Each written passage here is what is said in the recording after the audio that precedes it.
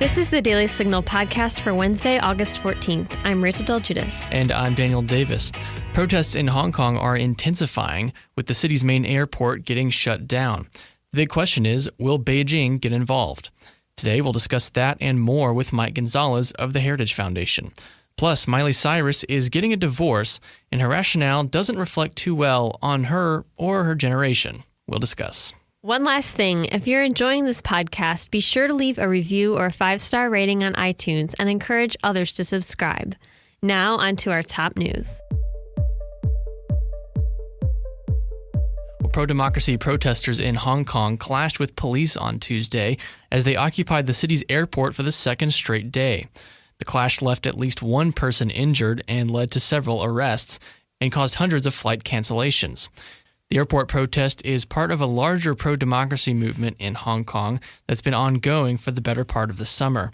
The protests originally stemmed from a proposed extradition bill in Hong Kong's legislature, which would have allowed arrested people in Hong Kong to be extradited to mainland China for trial at the request of Beijing. That bill has been tabled but not withdrawn. Protesters have been demanding that it be withdrawn and that the city's chief executive, Carrie Lam, resign. Meanwhile, China is telling the United States to refrain from commenting on the ongoing protests. In a statement, Hua Chunying, China's foreign ministry spokeswoman, called out American lawmakers who have criticized the government, saying, quote, "They have disregarded the facts, turned what's black into white, and characterized violent crimes as a beautiful fight for human rights and freedom," and adding, quote, "You should take care of your own business. HK is not a matter that needs your worrying." According to CNBC, quote, Chinese propaganda outlets warned on Tuesday that protesters in Hong Kong are asking for self-destruction as they released a video showing military vehicles amassing near the border of the city. Well, the warden in charge of the Manhattan jail where Jeffrey Epstein committed suicide has been reassigned, according to NBC News, and the 2 guards who were assigned to Epstein have been placed on leave. The Justice Department announced the news 3 days after Epstein, a financier and accused sex trafficker, was found dead in his jail cell from an apparent suicide in the Metropolitan Correctional Center. He had previously been placed on suicide watch.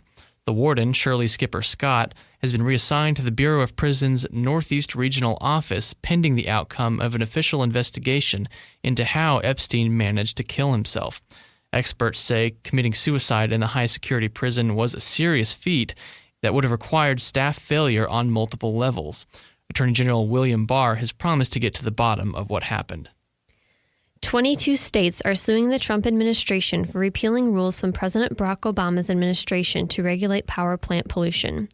State attorneys general and major cities involved in the lawsuit argue that the repeal, quote, violates the Clean Air Act by having virtually no impact on carbon emissions, according to The Hill. New York Attorney General Letitia James said in a press release that she doesn't like the new rule, known as the Affordable Clean Energy Rule, because it doesn't regulate climate change.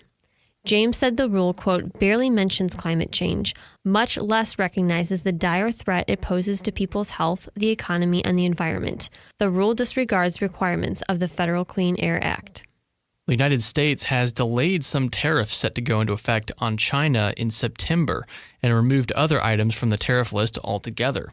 CNBC reports that the U.S. Trade Representative put a delay on tariffs affecting some electronics, including cell phones, laptops, and video game consoles, as well as some clothing products, shoes, and certain toys. Items removed from the list entirely have not been specified. The trade representative cited health and security factors in his decision. The decision comes almost 2 weeks after President Trump announced 10% tariffs on $300 billion worth of Chinese goods, resulting in a downturn in the stock market. Well, up next, we'll talk to Mike Gonzalez about the protests in Hong Kong. Do conversations about the Supreme Court leave you scratching your head? If you want to understand what's happening at the court, subscribe to SCOTUS 101, a Heritage Foundation podcast breaking down the cases, personalities, and gossip at the Supreme Court.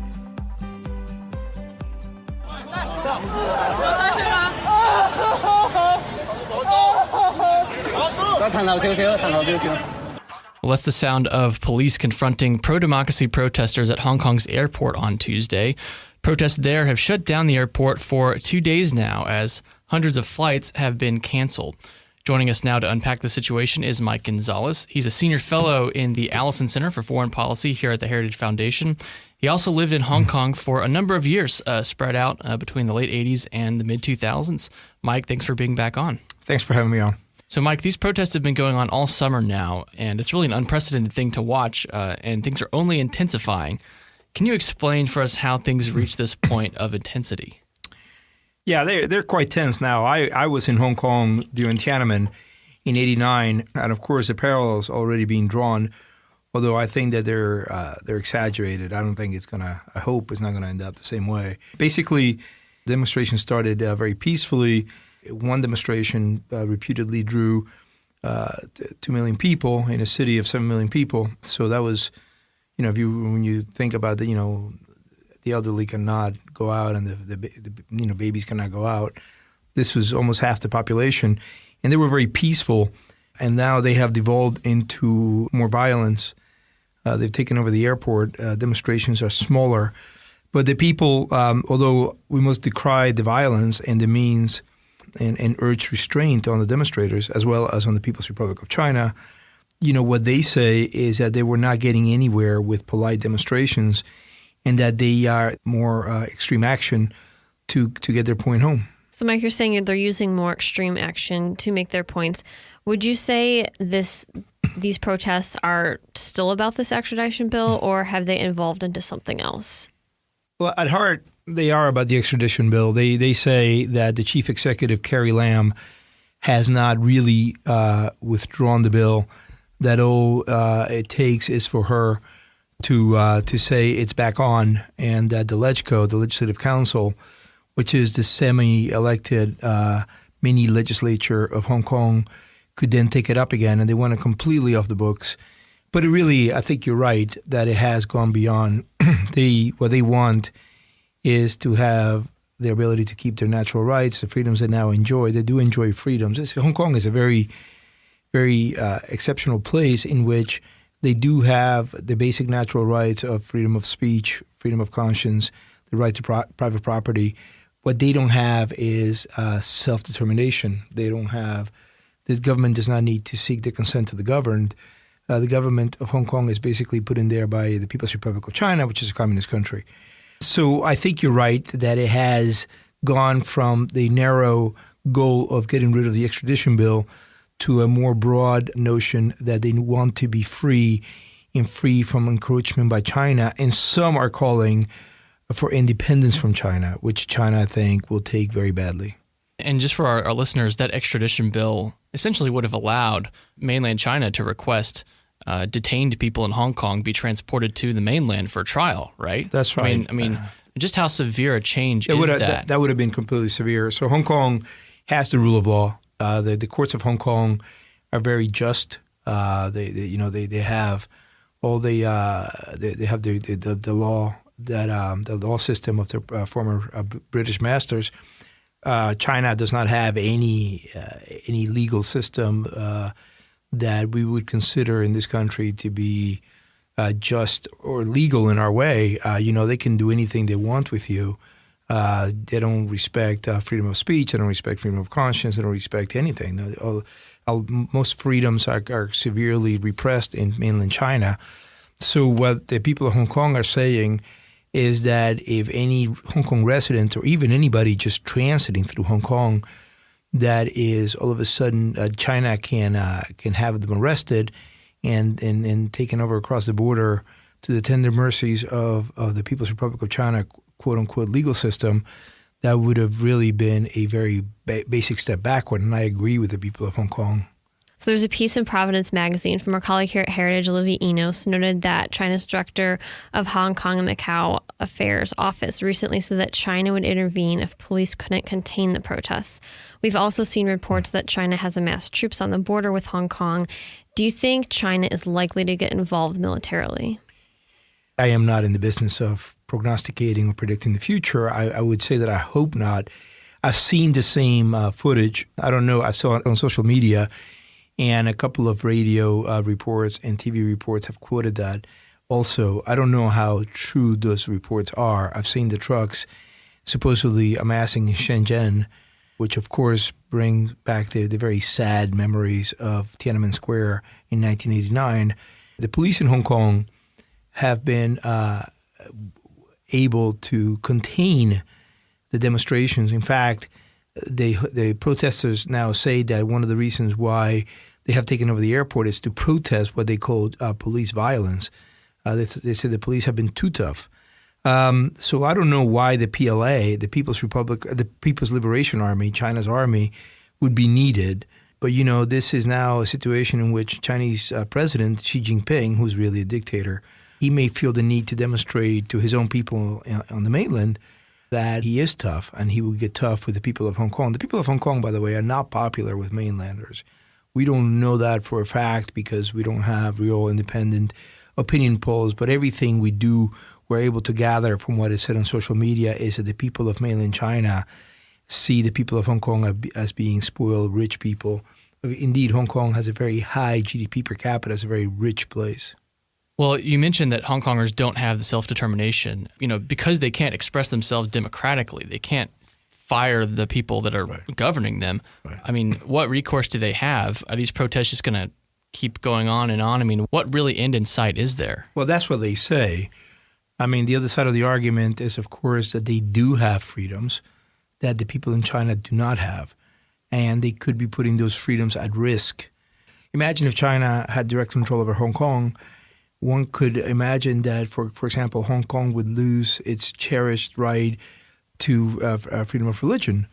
That would be unthinkable, and that would be very, very sad. That if the 7 million people of Hong Kong would all of a sudden not be able to practice Catholicism or the many Protestant denominations that they practice today, or even Buddhism or Taoism or Islam, as we know.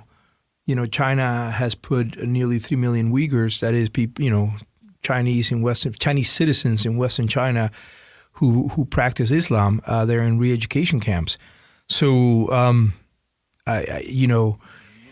it is a very tense moment. The people of Hong Kong, China, Xi Jinping is highly unlikely to give the people of Hong Kong the direct, complete, whole democracy that many of them would want. That is a reality. So these protests have already caused temporary shutdowns of industry and created unpredictable business environments. Is Hong Kong at risk of losing its status as the main business hub in Asia? No. Hong Kong always bounces back. I remember once my family and I went back in 2003, late 2003, 2004. In Hong Kong had just gone over a very strong epidemic called SARS. And people had, people were selling their houses. Property prices have fallen to all-time lows. I wish that I had taken a loan and bought a house in Hong Kong at that point. I would not be here with you right now. I'd be some beach in the Caribbean. So China's foreign ministry spokeswoman has called out American politicians for weighing in on the situation, criticizing the way it's been handled and China's, threats to clamp down. How should the U.S. respond, and what are the factors at play for us? Well, you're damned if you do, you're damned if you don't. China is always going to say, because China's a dictatorship, they don't know how to deal with this. They're always going to say that it's black foreign hands, that's their term, that are behind the demonstrations. What's the term? Black hands. Black hands. Where does that come from? I don't know. I don't speak Chinese, but the term black hand means foreign interference, mainly U.S., CIA, whatever. So kind of like Venezuela blaming America for all of its problems. Exactly. Look, we have to go back to what John Quincy Adams said in his famous speech in the 1820s, in which he said that America is not going to search the world for monsters to destroy, and America was not going to become the world's policeman. But he also said in that speech that wherever tyranny fights and oppressed people, America had to make clear that it was on the side of the oppressed. America was always going to be on the side of freedom. That means a lot to the people around the world who are fighting for freedom. Natan Sharansky, the Soviet refusenik, who, when he was in the Gulag, he has written very vividly about how much it meant to him and to the people that were in the Gulag with him when Reagan called out the Soviet Union as being the evil empire. I am not drawing a direct analogy between Sharansky and the people in the Gulag and the people of Hong Kong. As I have said repeatedly here, the people of Hong Kong enjoy freedoms, but they want more freedom. And I think that the United States should always be on the side of people who want freedom. Well, we've seen some American flags also being held out among the protesters, and they're singing the national anthem. So it really does remind you how America is still a symbol of that, even if at home we forget about that. It's not still. America is, from the beginning, American exceptionalism is all about the fact that America is a symbol of freedom. It was from the beginning.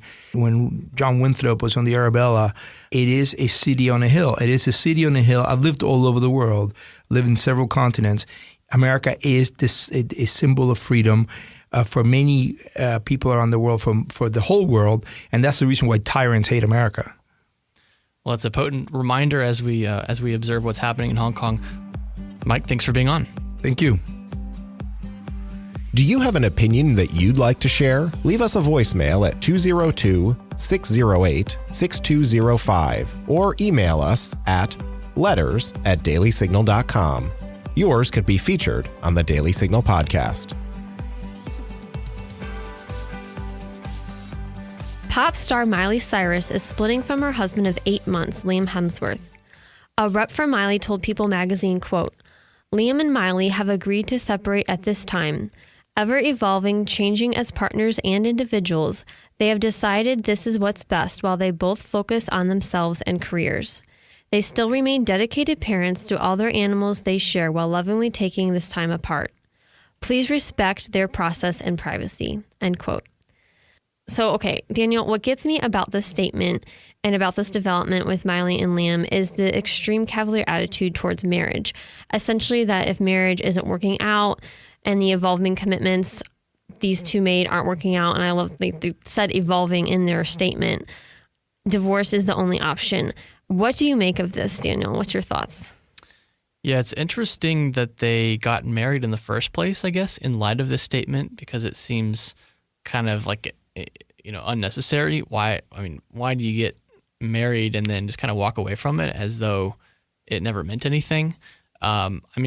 You could argue that about a lot of divorces, but this one in particular, the statement, the justification for it is that people are ever evolving, always changing as partners and individuals. My thought is, don't even get married if that's the way you think about it. If that's the way you think about relationships, don't do it, because the marriage is taking a vow to stick together for better or for worse, for richer, for poorer, etc. So I guess I'm kind of shocked by I guess not shocked. We should be shocked, but hard to say it's shocked, Exactly, when you see Miley Cyrus, in her sort of trend of the last few years. But I think it just kind of reflects on a larger cultural trend, which is seeing marriage as something that's just easily dissolvable and something that doesn't need to be permanent. And also the fact that they thought of their animals as their pets, children. Yes, that was bothering me. It just seemed like an overly, not to bash on my generation, but an overly millennial thing. Speaking of millennial things, maybe we need to make another episode of Millennial Myths about this. I mean, if you've heard our recent series, Millennial Myths, a great series, which I recommend, but this could be a 7th episode. It could be, for sure. And I have to agree with you on the whole marriage aspect of things. Marriage is commitment. And when you look at the statement and the fact that they were married for only 8 months, it begs the question too. Did they even try to work on this? Was that something that was important to them? Because why, as you said, Daniel, why do you get married if, obviously people change. There's going to be struggles in marriage. We all, that's a given. That's part of marriage. But the fact that it appears that they didn't really work on it, they're just like, hey, this isn't working out. We're ever evolving and changing. And because of that, we're just going to split. It's definitely a testament to our generation's view of marriage, which is decaying, rapidly. Next month we've got the 50th anniversary of no-fault divorce hitting California, which Governor Ronald Reagan actually signed that back in 1969. Interesting that he was the one that signed that. He later regretted that. But it kind of shows the trajectory of where that heads. Once you say you can get divorced, not just because someone was harmed, but for no reason at all, you just want to end it. I think this kind of shows the logical end of that, and it leads to really a lack of stability, right? A lack of stability in a relationship.